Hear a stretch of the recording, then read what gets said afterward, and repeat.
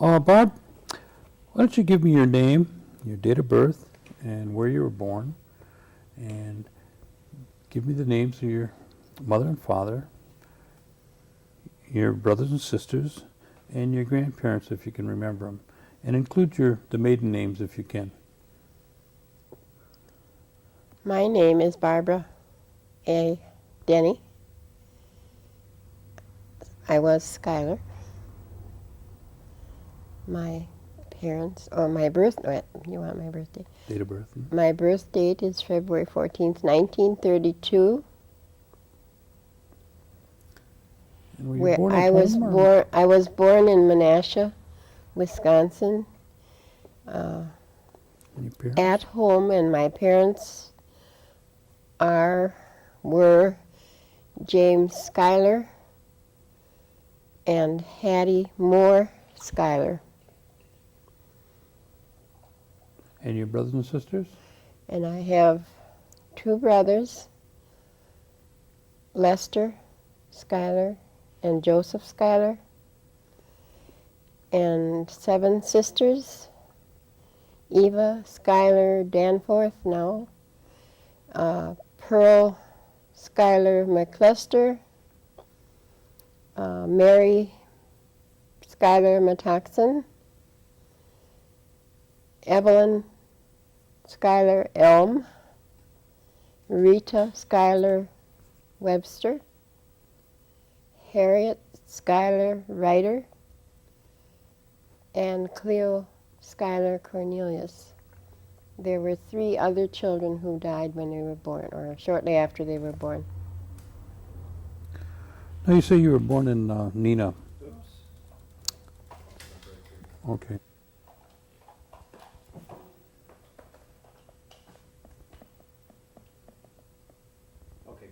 Okay. Now you mentioned, Bob, that you were born in Neenah. Menasha. And do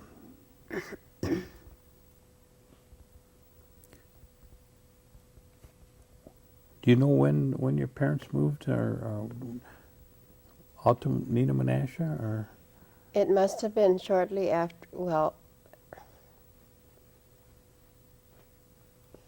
probably maybe 3 years before I was born. Okay.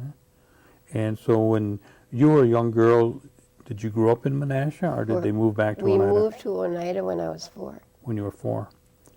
Okay. Did you move to your present, with their former homestead, or was there a different location? No, we moved to the Freedom area, about 4 miles north of Freedom, and we ended up going to Elm Hill School when we were first starting school.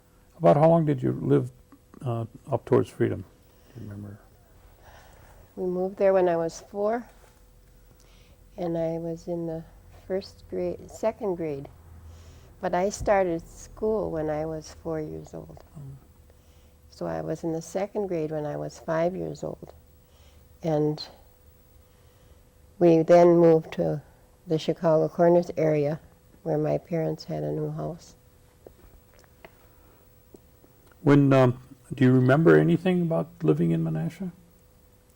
I remember the people who lived across the street, and I remember the concrete sidewalks because we had to walk to Sunday school, and Pearl would take me and be running. Pearl is my oldest sister. She's about 8 years older than I am. She would take me, and we'd have to be running to get there on time, and I'd always trip on the cracks in the sidewalk. So there was a great deal of difference when you moved from when you lived in Menasha to when you moved to Freedom then. Certainly, because this was real country. I mean, we were in the very outskirts of what was the city of Menasha in the city, but there was a farm behind us through the field. I think Pearl used to ride horses or something back there. But anyway, in Oneida, there was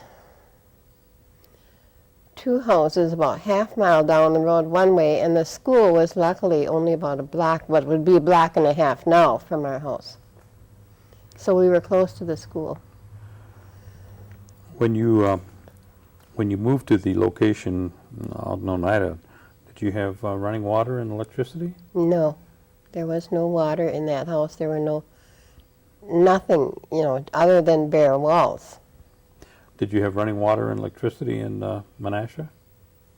I would suppose so, but I'm sure we did because it was within the city limits. What kind of transportation did you have that you can remember out when you moved to Oneida?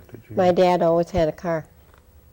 I have a picture of us getting in the car, and he used to take me along without my mother knowing it. And today I have a dent on one finger from getting my hand caught in the car door. It's permanently dent. Because he'd hide me in my back seat, and then when she'd be going to shut the door, I'd have my hands here.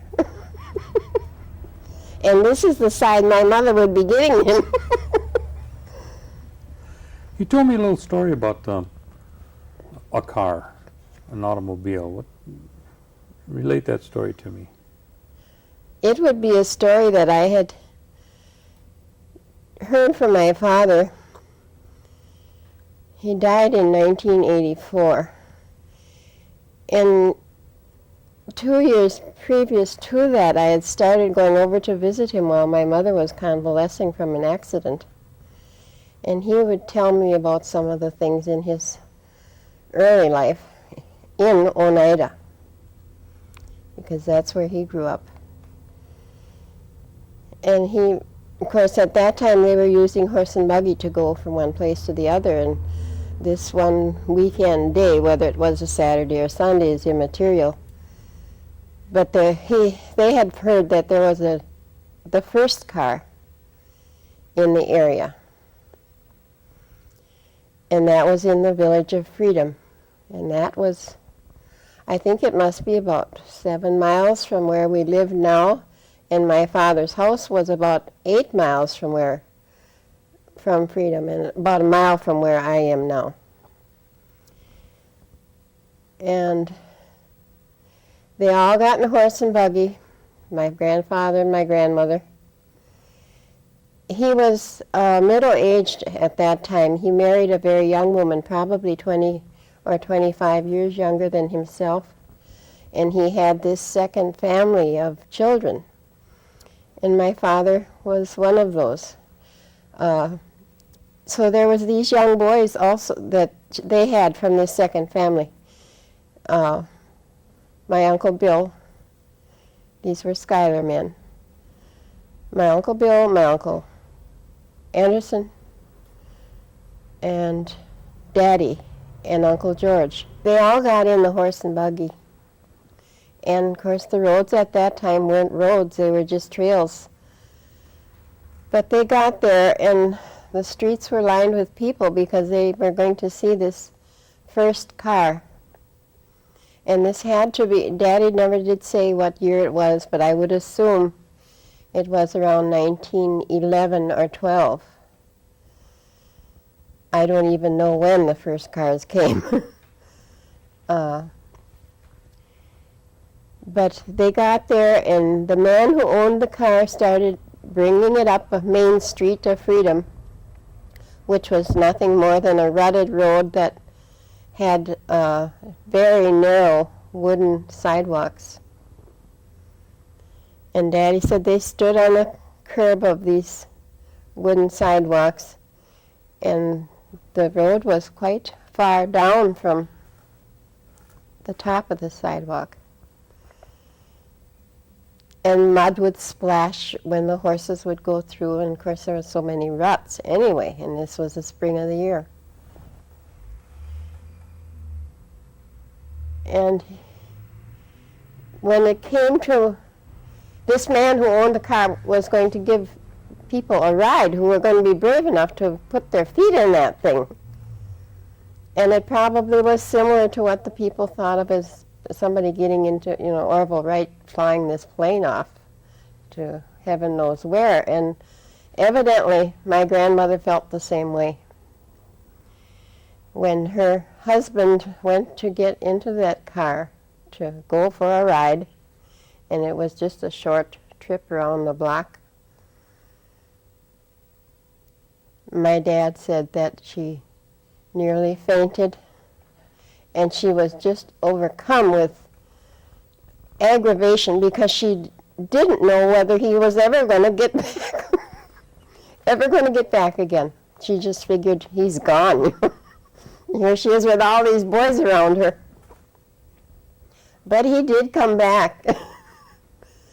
And they went on their merry way home after having some satisfaction in seeing that the thing wasn't going to take off into the air.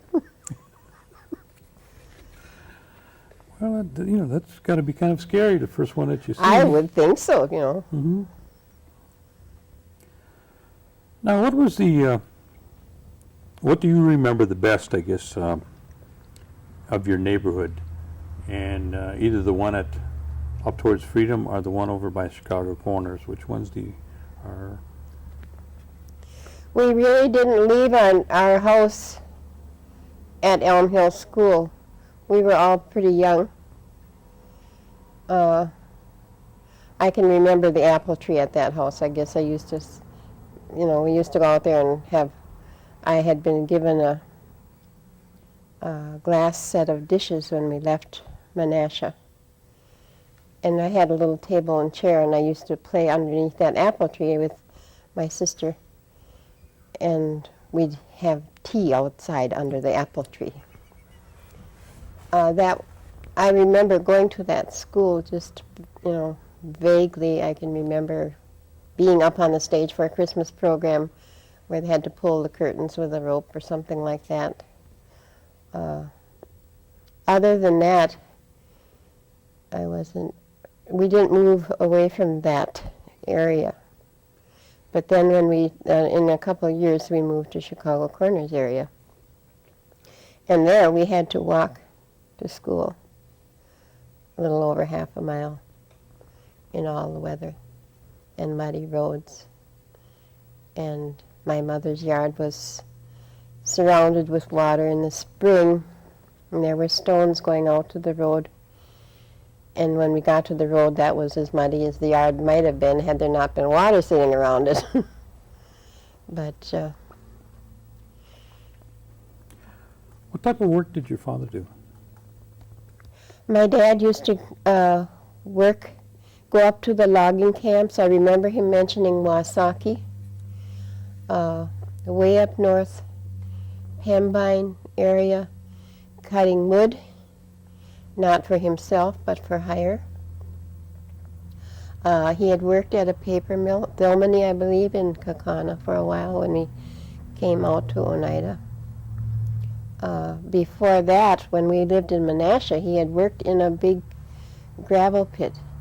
I have a picture, I believe, of him in that gravel pit in a truck.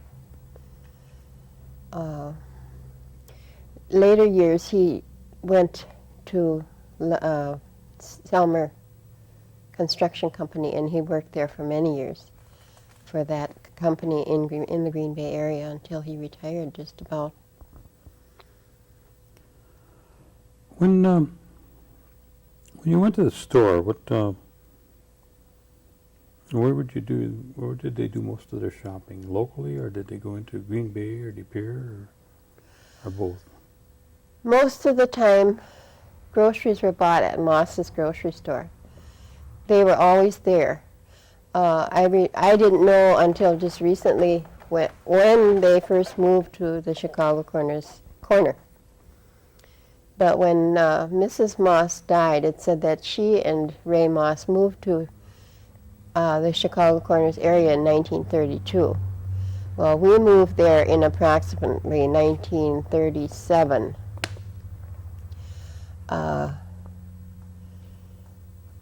I was 5 at the time, about to be 6. And if they moved there in 1932, they had been there a while. And they had a fairly well-stocked grocery store, I would suppose. But we didn't buy, or my mother didn't buy, a lot of things in that grocery store. She was a very self-sufficient person. We had a couple of cows and we had 2 horses.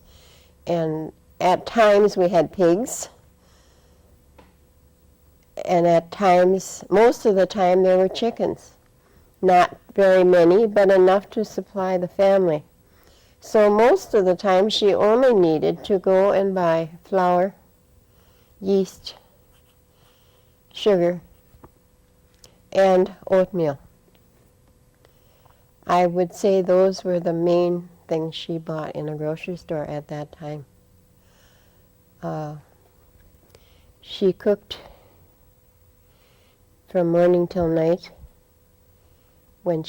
before she started working out. Or we, as young girls at home, learned very early to cook meals for 10 or 12 people in a snap. So groceries were mainly bought there, whatever she needed. I mean, we didn't have things like oranges. They were a one-time-a-year thing. They were Christmas time fruit. And we didn't know what a banana was. And what we didn't know, we didn't miss either. But we ate well enough. Now, when you moved to the home at Chicago Corners, did that have running water and electricity? No. Oh, it had water. It had a pump.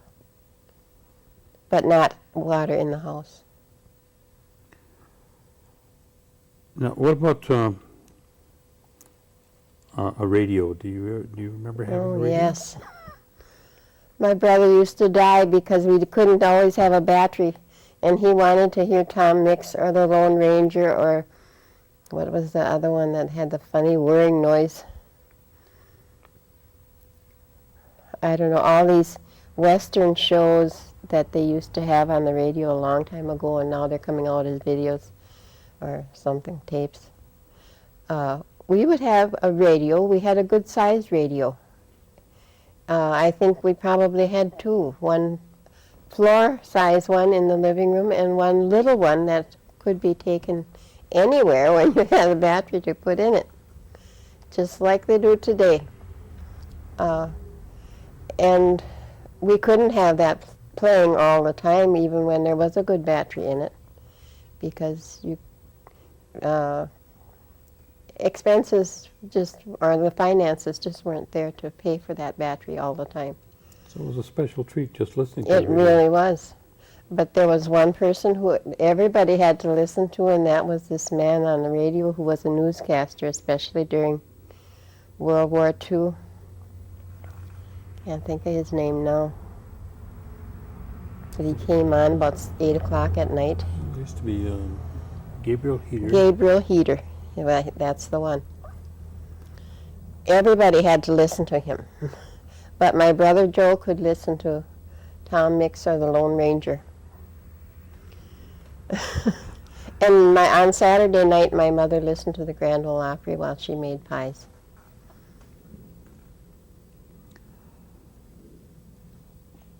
Now, share with us what a typical Sunday would be like as you were growing up. Your chores and the things that had to be done and what you would do, where you would go, and what your mother would do during that day. Just when you think back, what would that... Sunday started Saturday night when everybody had to get that wash tub out and get water heated on the big iron cook stove that sat in the kitchen. And of course my mother would have been baking, so there was a fire going in there to heat that water, and there was a big reservoir in that cook stove also that held water to heat, that was heated.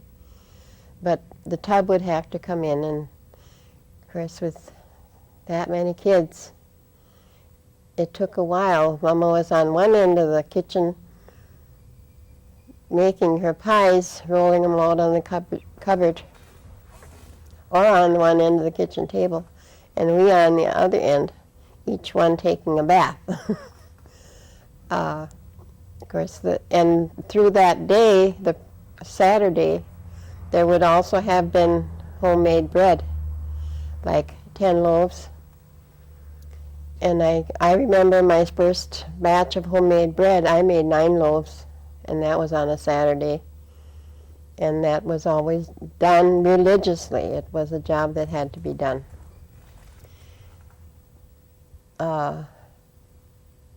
Sunday morning, we would all get up, and usually there was a special breakfast, probably. Pancakes, which we couldn't ordinarily have during the week because there just wasn't that much time. We had to get moving. Sunday morning, we had a little more time, so Mama would she always made a bowl of, or a kettle of oatmeal, and maybe she would have hot biscuits on Sunday, besides having homemade bread and probably cinnamon rolls. Or she'd make pancakes.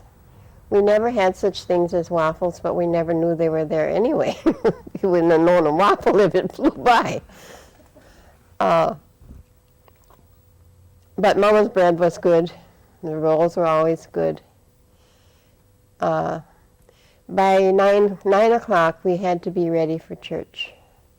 And early years, Mama didn't go to church because there were so many little ones at home yet. There were 4 under me who were still at home. When I was 7, it was time for me to start walking to Sunday school. And I walked to Sunday school every Sunday. We didn't miss Sundays. I'd walk with my sisters, and not too often my brother, but sometimes. Sunday morning was time to go to church, and we went to church. I don't remember.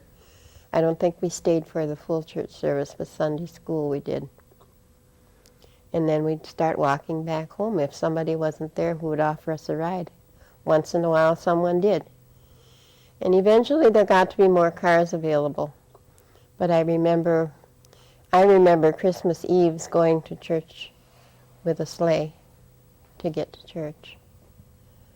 But Sundays was a time for church. And Sunday noon, then Mama most likely would have either a pork roast, depending on the season, or she would have chicken noodle soup, or maybe a roast chicken, because she had the stuff to cook those kinds of things with without it costing her any more than to maybe have a 50-pound bag of flour in the house.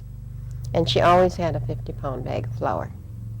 She had a flour bin in which one of my sisters could fit, and once did. But Sundays were always just pure family stuff, you know, outside of that 1 hour we spent in Sunday school. What about Christmas?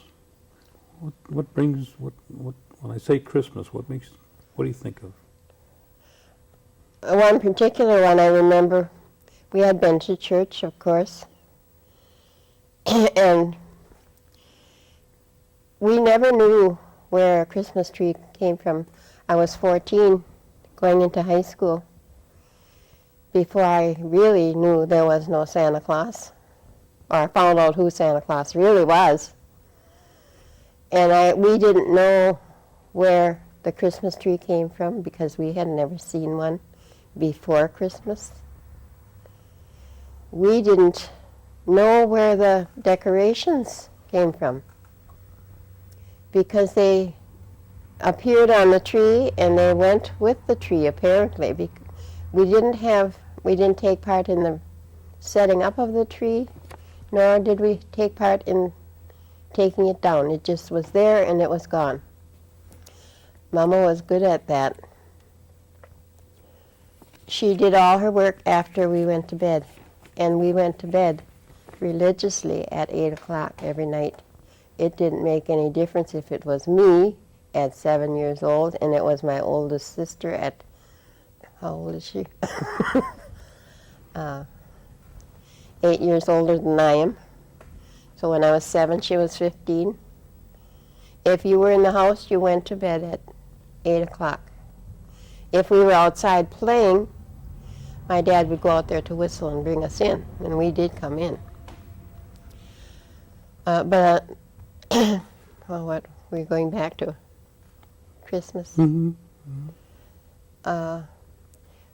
When I remember coming back from church one night on Christmas Eve, and my sister Mary and I slept in the same bed, and she said to me, she said, I think I hear a noise outside. Now, I know she was 13 and I was 11. I said, I don't think so. But then she kept nudging me, and finally we had dormer windows in the front of the house, and I thought, we better look anyway, just for the heck of it. Maybe there is somebody out there. Well, we didn't see nothing out there anyway. She said, oh, it was probably Mama bumping something downstairs. But that's one Christmas I remember. We didn't get a lot of gifts, but everybody got something. And nobody missed nothing either, because that was Christmas. But we all had fun. Now, as you were growing up, do you remember any other relatives living with you? Off and on, yes. I think probably the first one who lived with us was my Grandpa Moore. And he stayed, my youngest sister was probably 2, and she's 10 years younger than I am. And this must have been when I was 12, so she'd have been 2, right? He stayed with us for probably a year and a half. And then he moved on to live with another of his daughters. He was an old Irishman, part Brotherton, half Brotherton in fact. But very Irish. He had a mustache, and he had the curly hair that Irish people have sometimes. And he probably had the same type of wit that you hear of Irishmen having. I remember he used to tease a lot. And he used to talk in different ways, like he used to talk about making a barrel of this and a barrel of, like a barrel of hogshead, a barrel of side pork. They had a farm not too far from where we live today, a half mile over the field. When they were young, when he was young and married to his wife, my mother's mother. And that's how they did things, and he would tell us those things when he was living with us. He was a jolly man at times, but he was getting very old when he lived with us. He had been at other daughters' homes before he came to us.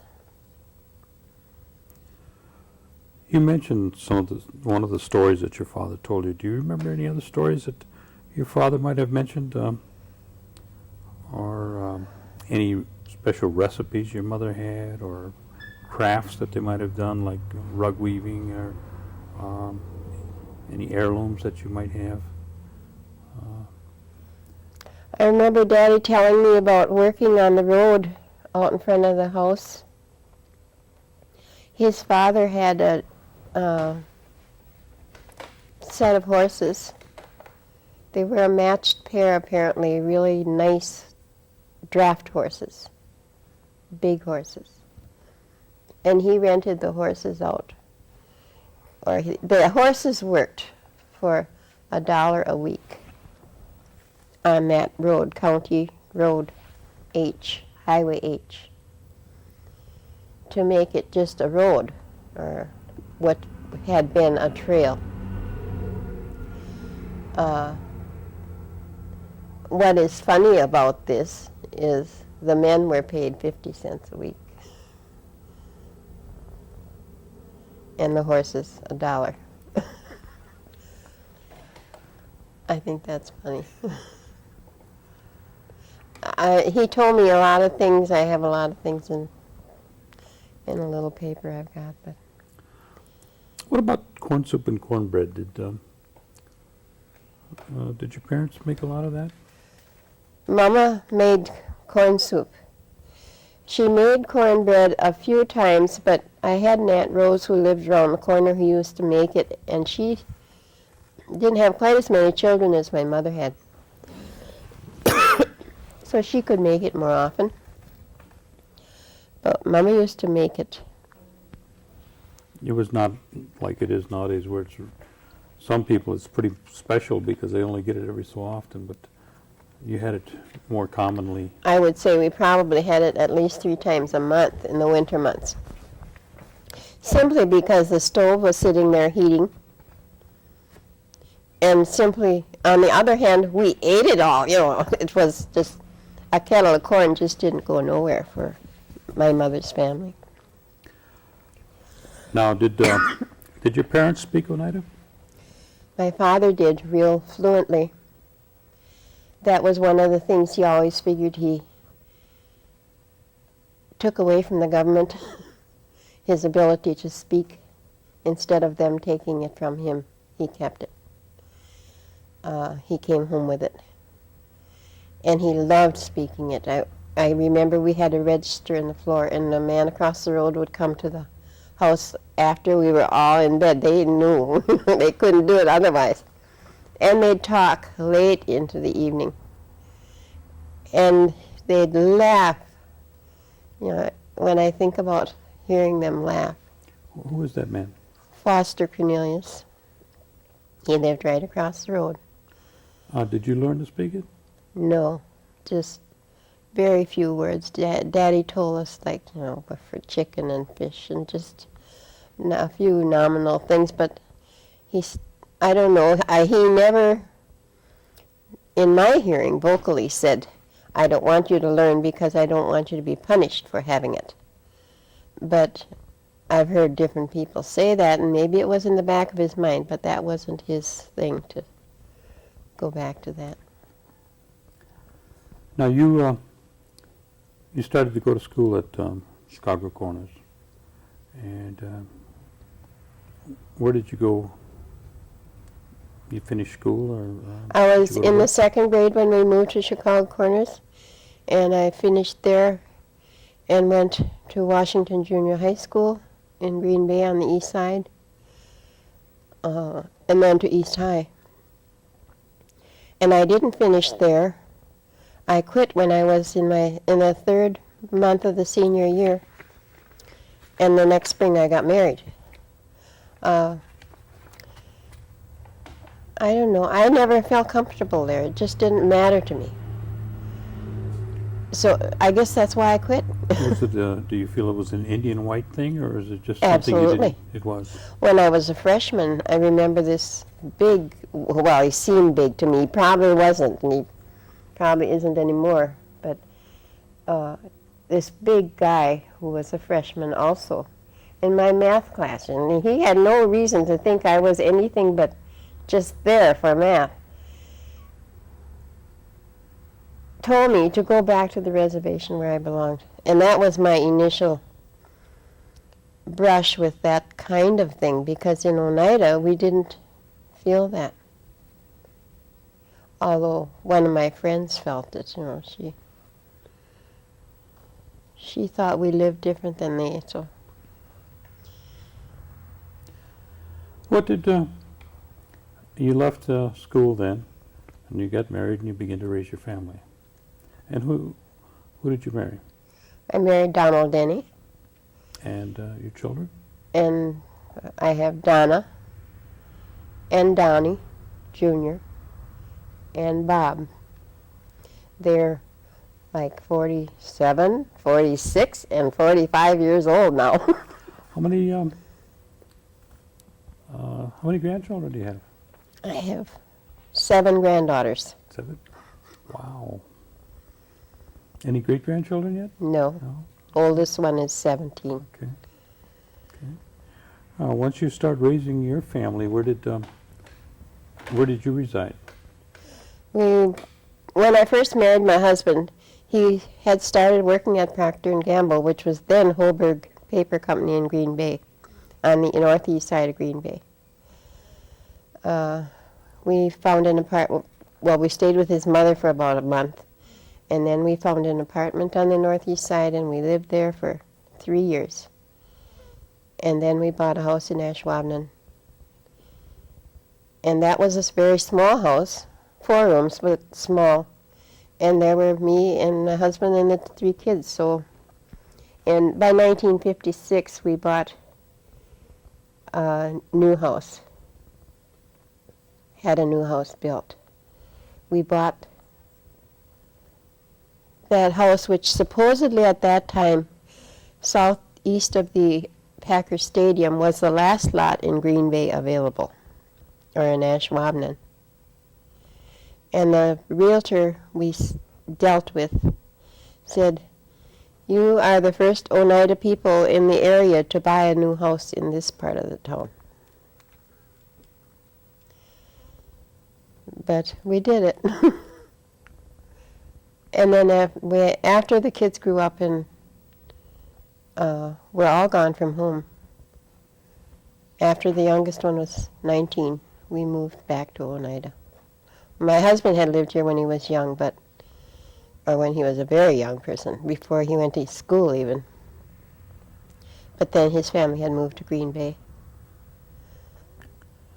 That brings us up to the time when your children were growing up and pretty much left the nest. Tell me about what happened. You were a housewife that you did most work around the house, most of it, right? Mm-hmm. What happened once they left home? Did you take on other responsibilities? Well, like I said before, when they all left, we had previously bought a house from an Indian man who had gone with his family out to Idaho or Utah, I guess. And we had fixed it up to the point where it was livable. And then when the kids were gone, Donnie started spending more time out there. Naturally, we didn't have all that much work at a fairly new house. So I told him, I said, we may as well either sell this house or rent it out, and we'll move back to Oneida, because that's really where I wanted to be all the while anyway. Well, he finally decided we'd do that, and in September of 1970, we moved back to Oneida. So we've been here for 26 years now. What kind of work have you been doing? Did you get involved with the community then? I had heard about this job at the parish hall, where there was a library started by Brown County. And at that time, Alberta Baird was working in there, and she was only working like 8 hours a week, I think, something like that.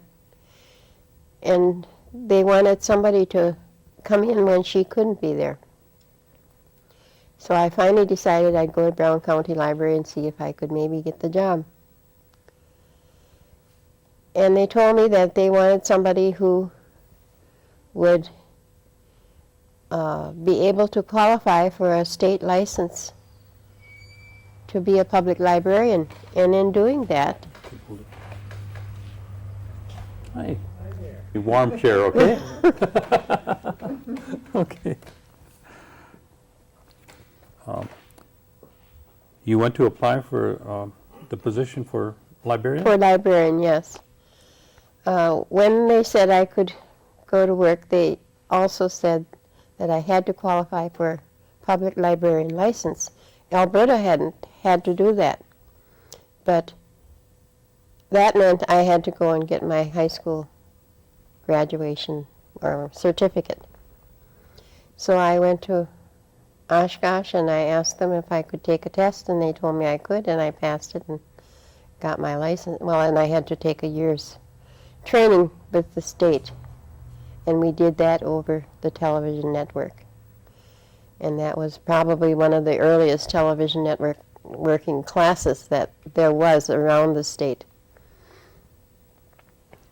Anyway, I got the job, and I had been working until I got my license, and then Alberta just kind of took off in other directions and was working with other places.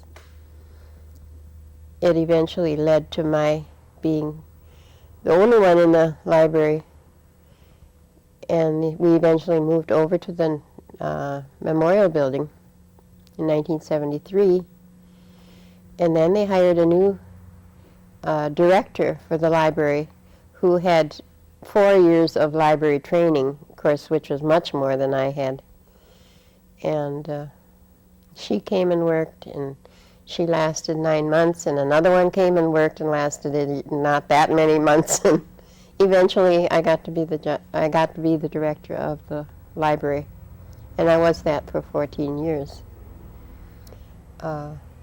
I worked totally 18 years in the library, but 4 I was at the parish hall, and I enjoyed every minute of it. So you've seen a lot of changes from starting out at the parish hall. I can't imagine. I haven't been in there, within this past few months, but it has changed tremendously, and I'm happy for it that it made such great strides. I guess the foundations of it had to be good in order for it to hold. That's true.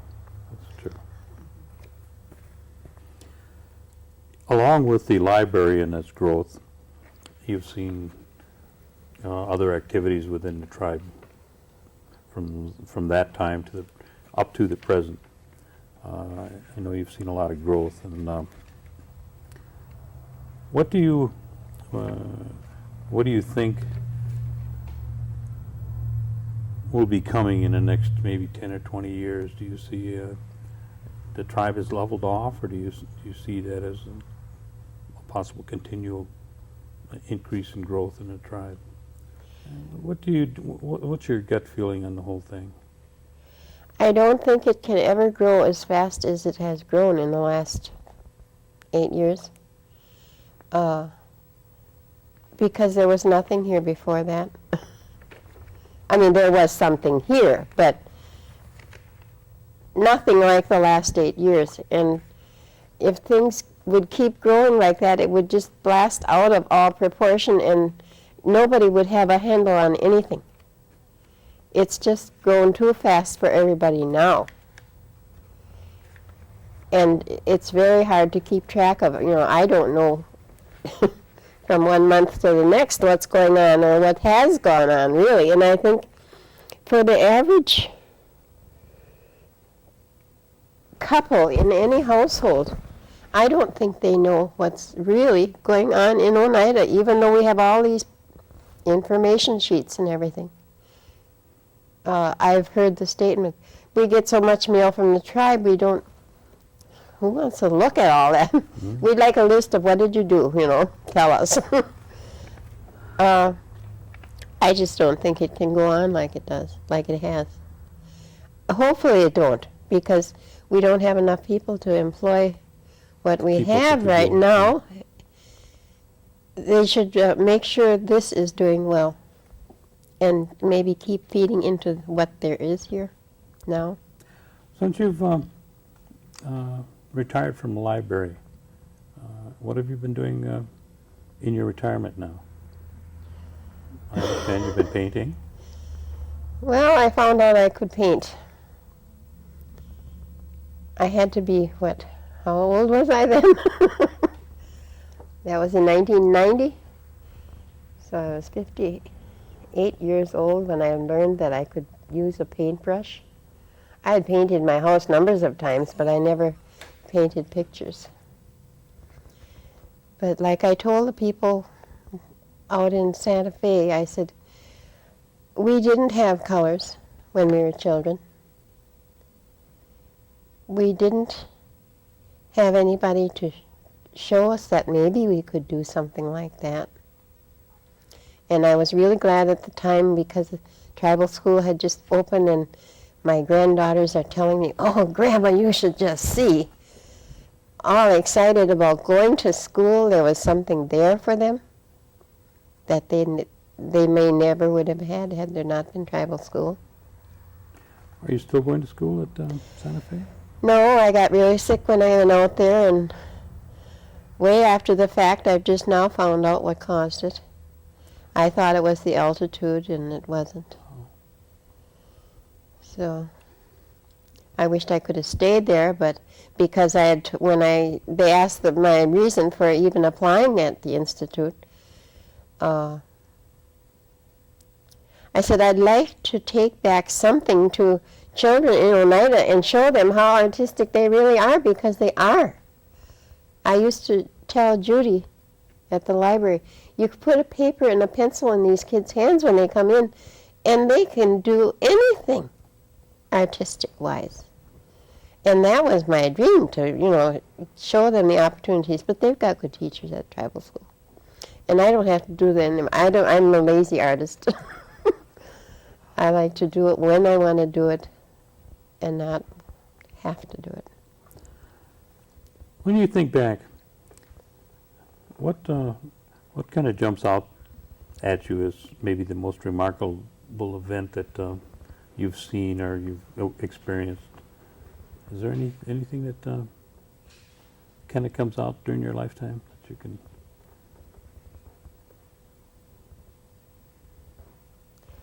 I guess there's been so many things, but I think the one that topped them all was when I got off the plane in Santa Fe and I was going to go to the Institute of American Indian Arts. I really thought, this is it. I see. Okay. Now, what does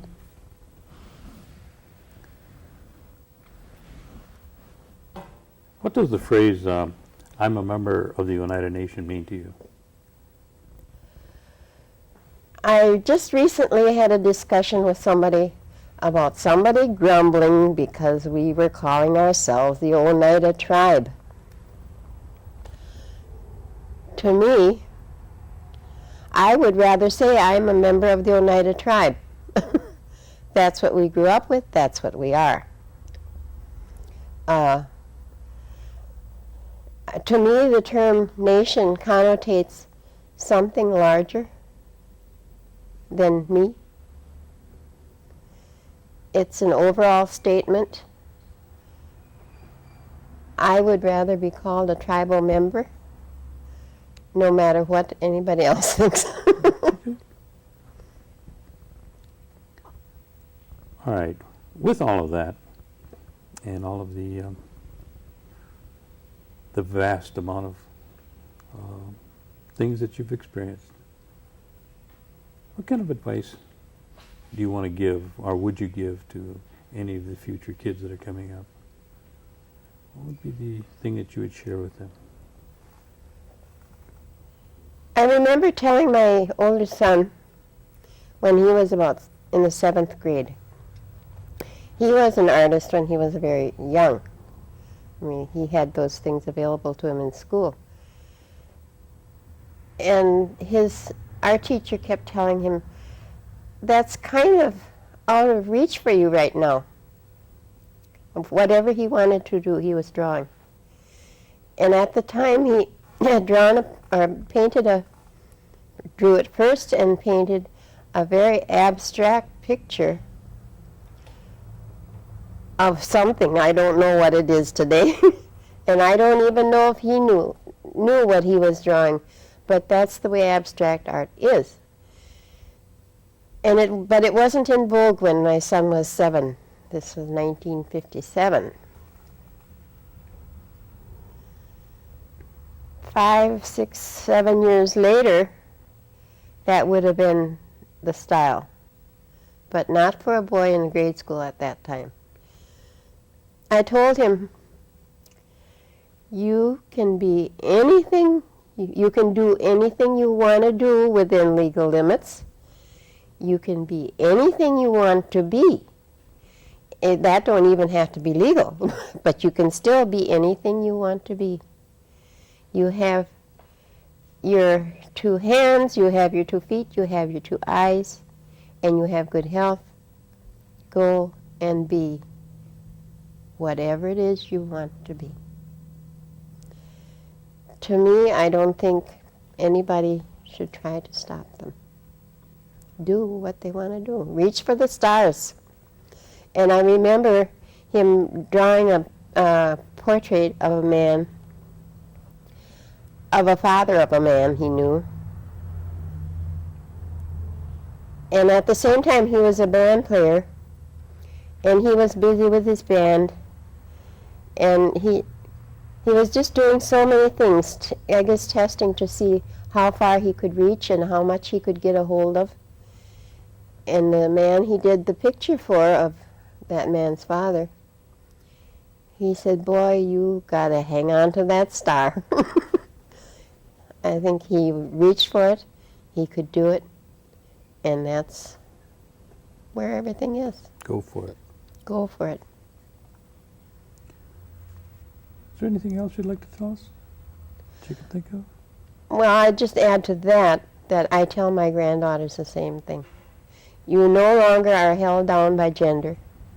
You're no longer held down supposedly by race.